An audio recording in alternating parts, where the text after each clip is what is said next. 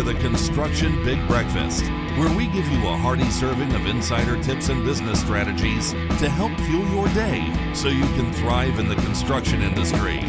Now, here's your host. Hi, everyone, and thanks for tuning in. I'm your host, Tip Top Tim Fitch, and welcome to the Construction Big Breakfast. Today, we'll be diving into some interesting themes, some of which we've covered before, but we're getting a new perspective, including integrated product delivery, collaboration, particularly between competitors, perhaps in the same industry, lean construction, and all things to do with construction on the west coast of Canada. Joining me today is our very special guest, Rick Boates of Unitech. Welcome to the podcast, Rick. Can you give our listeners a little introduction to yourself? Thank you, Tim. Yes, I started Unitech Construction Management 33 years ago here in Vancouver, and I've grown slowly over the years to far bigger than what we imagined, but still tiny in world terms, and have been entirely focused on collaborative construction from day one. That's terrific, Rick. It's great to have you on today. And of course, anyone who's watched any of the previous episodes of this podcast knows what the first question is going to be. So, Rick, what did you have for breakfast today? Well, my wife tells me I need to lose a little weight, so I had a light breakfast, some yogurt and some fresh raspberries and a glass of milk. So pretty straightforward. That sounds pretty healthy, and I'm sure that's going to aid your weight loss program. I'm doing the opposite because I've had the flu recently, so my weight went down. So I had ham and eggs and beans with my son this morning. We shared that. So, Rick, great to have you on. And let's just dive straight into the meat and potatoes, because we met a few weeks ago in Vancouver at a round table we were running. And what was very interesting was you've got your philosophy is all around integrated project delivery, collaboration, lean, doing things in a non-adversarial way for the client's benefit. I mean, what's the thing in your early part of your career that really triggered you down that path? Well, I had actually started out to become an architect. That's what I thought my career was going to be, and got out, started working in the industry, and very quickly discovered I was much better at the business side than I was at the design side. So I ended up being the guy that did the consultant coordination and drawing review and doing the tendering, and then out on site dealing with the contractors on contract administration. And in Canada, the architects in the traditional design bid build world are the owner's representative. So I was essentially the owner's representative. I'd be out on the sites many times during the month and talking to the trades and contractors. And over the years, I found myself more and more realizing that I was arguing with the contractors all day, every day. You know, perhaps fairly amicably, but sometimes quite difficult. And it didn't matter how the job was going or how much arguing was taking place.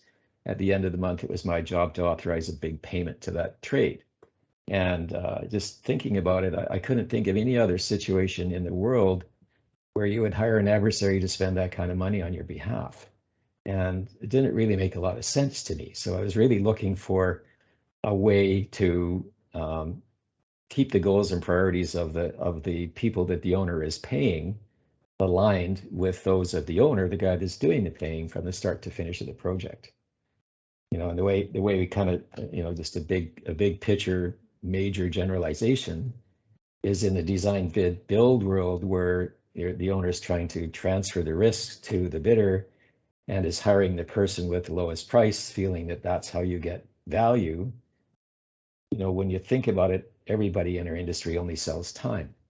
It doesn't matter whether you're a designer or a general contractor or a tradesman.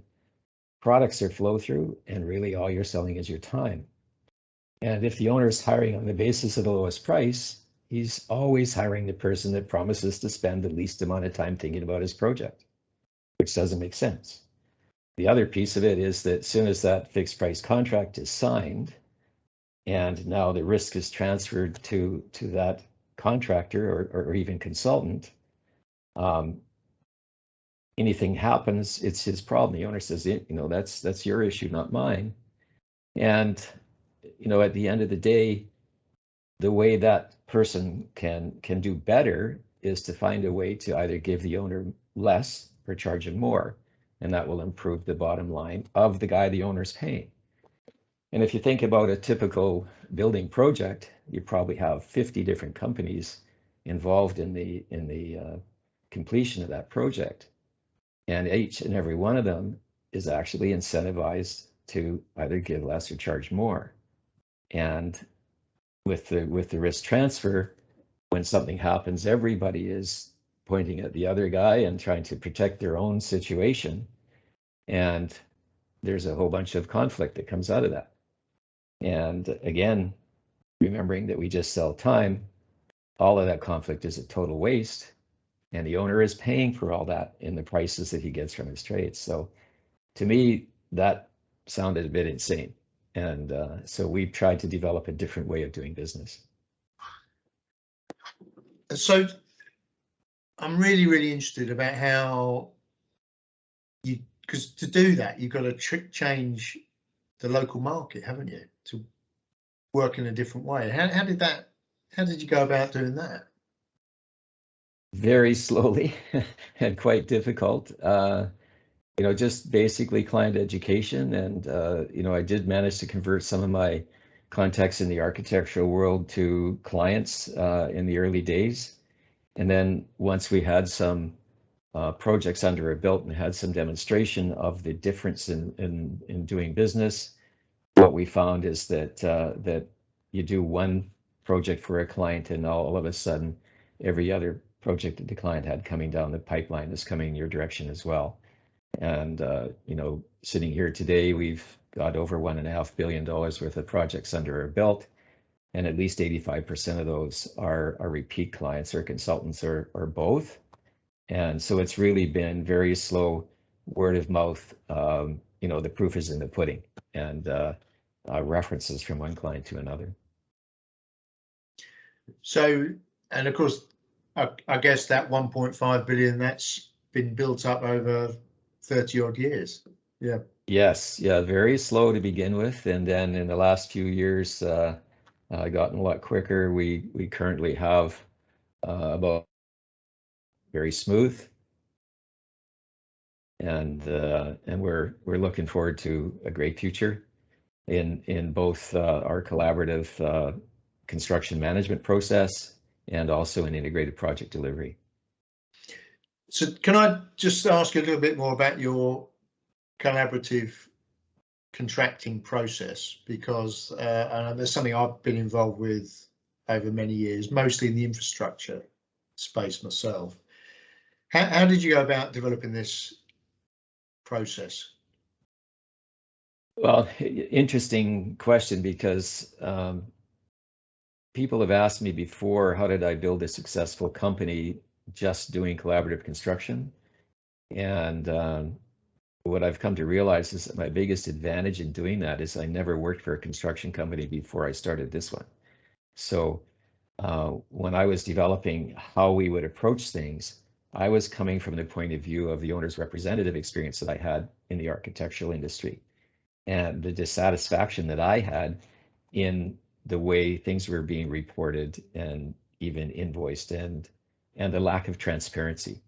So all of those things wound into how we developed our business, and that total transparency is what builds the trust, and the collaboration is what deals with the risk, and is your. People ask, what skin do you have in the game if you don't have huge risk? Our skin in the game is that we get our projects on a request for proposal basis. So we have to go in and we have to win every project, but you can't win it just on price. Price is usually maybe a 20% factor. So we have to do a good job. We have to have that track record that will give us reference from one owner to another if we want to continue to do business with those owners and if we want to expand into new sectors. So it's been very important for us that we keep our focus on what is best for the owner and make sure that we fully understand and adopt the owner's goals and priorities and use that to drive through to the end of the project. So once you've established the owner's goals and objectives, how do you get all of the different trades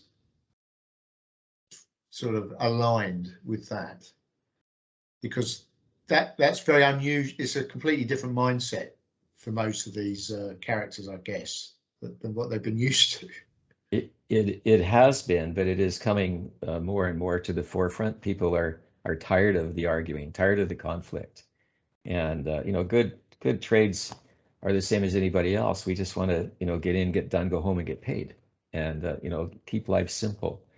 So I mean, the first way we do it is alignment of the main teams, and in every project there's 3 main teams: the owner's team, the design team, and the construction team. And having all 3 of those teams in at the very inception of the project is very important. And it's at that point where those 3 main teams have to adopt those goals and priorities. And then from there, we immediately move into risk mitigation, because again, transferring risk is what creates the conflict and causes all the trouble and misaligns the goals and priorities. So we want to get all the risks on the table. And if we've got a $50 million project and when we go around the table and ask everybody what scares you about this project, what's the worst that could happen, what do you think might be a big problem, list all that down, monetize it to the best guess that we can come up with as a team, and say we come up with $7 million worth of risk. Okay, well, now we're designing a $43 million project with risk mitigation allowances totaling that 7 million and a strategy of how to manage those risks. And as we do manage to mitigate them, then we can add pieces back into the project and dial that budget into whatever the owner has in mind. Sometimes that's get me the best value for 50 million, as much project and as much facility as I can get with that. I don't want to save money, I just want to have the best value. And sometimes it's, hey, if you can build what I've asked you for 43, then that's what we're going to do. So it's just a matter of what does the owner want? What's the goals and priorities? And it's very important to understand the why, what's behind the why of the owner's instruction on goals and priorities. So, and then when we go through the planning and development stage, we want to work with the team to optimize that project before we get it out on the street, before we're asking anybody for a fixed price. And when we do go out to trades and ask for a fixed price from a mason or the steel contractor or whoever it might be, we want to put together a very clear package that they can clearly understand how they bid it, and no risk in it. If there are risk elements associated with that package, we will specifically exclude them from that trade's bid, and we'll carry a budget for it elsewhere that we will manage as a team, including the mason. So when we get to that risk, now we're not fighting about who does what. Now we're all collaborating on finding the best value-based solution, and then the owner pays for that. Whatever is required for that value-based solution pays for it out of the allowance we set aside. Now, can I ask you a quick follow-up on that? Because does that risk mitigation mean that none of the risk is transferred, or all the risk is kept by the owner, or is the contractor have some incentive to manage the risk down themselves? How does it typically work? Well, the main incentive to manage the risk down is the fact, again, that we're selling time. And if we can manage the risk down, that saves everybody time, everybody money. So that's really the big incentive. In terms of what risk is transferred, very little transferred, but risk is shared in that every company is managing their own internal corporate risks, and we're all very comfortable with doing that. Risk that any of the contractors or any of the firms involved in the construction of that project, if they wouldn't have that risk, if they weren't doing the project, it really belongs to the project. And if you think about those 50 firms that are involved in that project, isn't it better to have 50 heads all helping you manage that risk rather than load it all onto one and have everybody else say, hey, it's not my problem? So, what we find is it goes very much smoother that way, and everybody saves a little time, which is saving them money, including the owner. Okay, well, that's I've seen it done differently. Sometimes where there's a risk pot and everyone gets to share whatever's left at the end, including the owner, of course. Yes, in integrated project delivery, that's the big incentive, and the risk pool is shared. Everybody decides what they would like to make as a margin on the project at the outset, and we're all in business to make money. So there's nothing wrong with everybody wanting to make a little bit of money, and in the IPD world, the whole idea is to get to validation as quickly as possible, but spend as much time doing that as is necessary to properly optimize that project.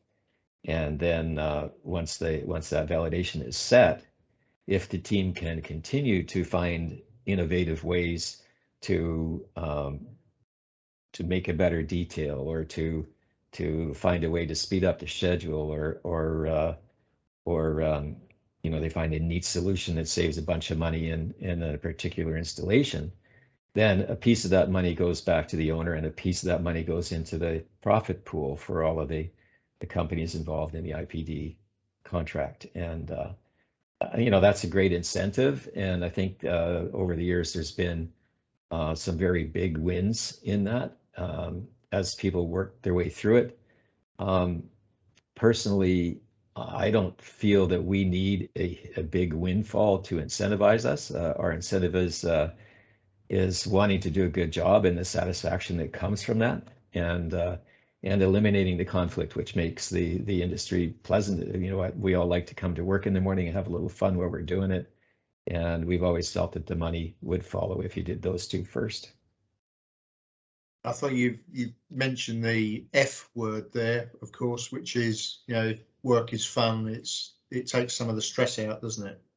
It does, and my wife says you should be retired, and I keep telling her I'm having too much fun to retire, so I'm still here. But of course, if you've reduced the level of conflict, stress level should go down. It becomes a better play. I mean, there's a big push now, is on mental health in the industry. Right. A lot of that is down to, well, one of the inputs into that is conflict, and if we can reduce that, there should be an improvement in people's mental health anyway, because the stress levels are coming down, which is definitely a good thing.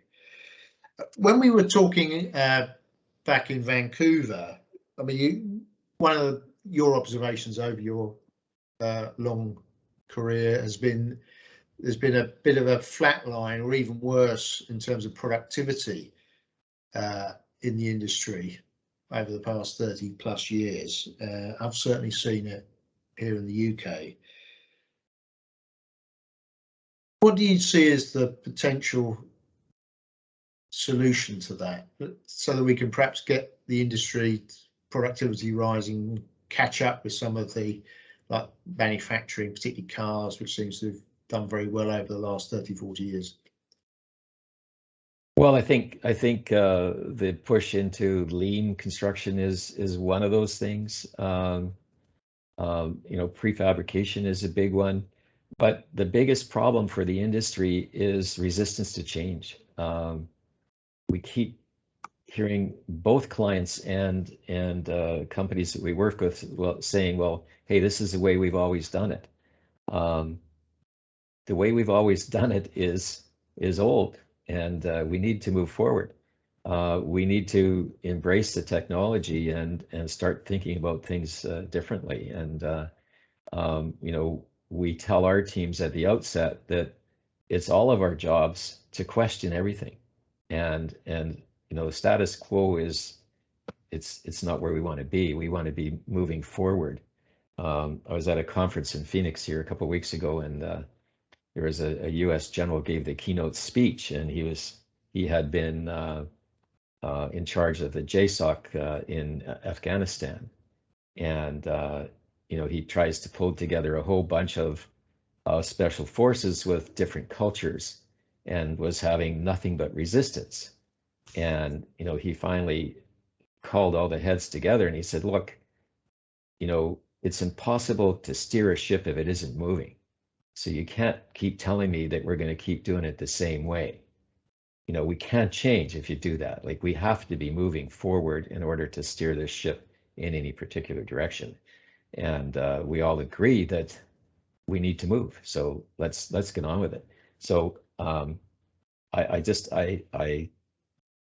really hate to hear particularly clients say, or their purchasing departments say, "Hey, these are the rules and this is the only way we can do it." Sometimes you got to break the rules to move forward. Either break them or create something which is so compelling. Right. Educate and persuasive. Educate your client groups and your coworkers. I mean, just coming back to the sort of collaboration topic, I know that you're a great proponent of helping others, sometimes your competitors, to improve, share your experience. And I know that it's been done to you. Is there something you just wanted to add to that? Yeah, I mean, I've part of the way I develop my business is I belong to a peer advisory board.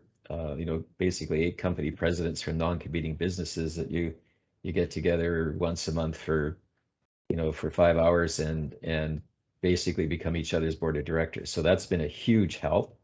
And then we've had a great deal of assistance from other companies that are larger or more advanced, or have been in business longer, sort of leaders in the industry, that have been very, very forthcoming in offering us assistance and guidance, and even handing systems, or showing us systems that they've developed. And particularly for us recently, it's been DPR Construction in the US, who has been very, very helpful in our development as a lean construction company, and in management systems that they've been helping us out with, and consequently we do the same as we share those things down to companies that we work with that are perhaps where we were 10 years ago. And we've received so much help from other people that it feels really good to sort of pay that forward and pass it on to others in our circle. Yeah, I think it's a good place to be, isn't it? In your culture, in your head, that you're not giving back, you're helping. You're far enough sometimes in front of some of your competitors that it's better for everybody if they catch up a bit, because of course you're still absolutely. I mean, everybody, when you're competing, you'd much rather compete against educated competition than uneducated. So moving everything forward is something we really like to do. And the other part of that is, even though you might be helping someone that's maybe 10 years behind where you've been, or they haven't evolved that far yet, but every time you still learn something. It's that they're often teaching the teacher, if you want to put it that way. Yeah, I think there's a lot to be said. You've got to just keep that I'm still learning mindset. Otherwise, absolutely, you stagnate, don't you? You can only go forward. Otherwise, you start going backwards. Yeah, absolutely. Well, Rick, on that note, let's wrap up this conversation. It's been very insightful, and thank you for joining me today. Where can our listeners get in touch with you if they'd like to learn more, or drop you an email? You can find us on the internet at unitechcm.ca. and we'd be happy to fill you in some more. And I love talking about how we got to where we are, and love talking about the future of construction. Okay, we'll make sure all of that's in the show notes. So if you haven't jotted it down, just look on the show notes. Wonderful. And to all of our listeners today, thank you for tuning in. I hope you've enjoyed this episode of the Construction Big Breakfast. We have a new episode every week or two. We're nearly back to one a week now. So click the subscribe button and turn on your notifications so you don't miss a single episode. While you're at it, we'd appreciate a 5-star review. And if you enjoyed this episode today, please like it and share it, as that helps us reach even more listeners. We're currently getting about 70,000 views a month. If you're interested in being a guest on the podcast or looking to collaborate in other ways, visit us at www.invennt.com. The link's in the description, and fill out the contact form so that one of my team can be in touch. See you next time. Thank you. Bye. Want to learn more about how Invennt can help your business maximize its bottom line? Head on over to www.invennt.com and get in touch with our team today. Thanks for joining us this week on the Construction Big Breakfast. Make sure to visit our website, www.invennt.com, where you can subscribe to the Construction Big Breakfast on all platforms so you'll never miss a show. While you're at it, if you found value in the show, we'd appreciate a positive rating. Or if you'd simply share it with a friend, that would help us out too. Be sure to tune in for our next episode.